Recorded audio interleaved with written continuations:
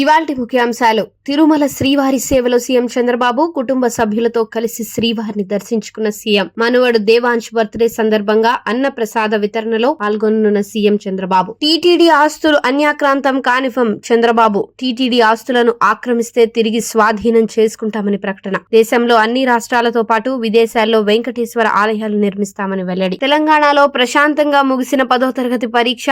ఉదయం 9:30 నుంచి 12:30 వరకు పరీక్ష. ప్రశ్నాపత్రంపై క్యూఆర్ కోడ్ తో పాటు సీరియల్ నెంబర్. ఏప్రిల్ 4 వరకు జరగనున్న 10th పరీక్షలు. ఏపీ వ్యాప్తంగా మెడికల్ షాపులు, ఏజెన్సీల్లో తనిఖీలు. డీజీపీ హరీష్ కుమార్ గుప్తా ఆధ్వర్యంలో సోదాలు. తనిఖీల్లో పాల్గొన్న vigilance, enforcement, eagle team, drug control team. రాష్ట్ర వ్యాప్తంగా ఒకేసారి డ్రగ్స్ దుర్వినియోగంపై దాడులు. బెట్టింగ్ యాప్స్ కేసులో కీలక పరిణామం. బెట్టింగ్ చేసి ఆత్మహత్యకు పాల్పడిన ఘటనల వివరాలు సేకరిస్తున్న పోలీసులు. ఏడాది కాలంలో బెట్టింగ్ ఊబిలో చిక్కుకుని 15 మంది ఆత్మహత్యలు. తెలంగాణ వ్యాప్తంగా 15 కేసులు నమోదు.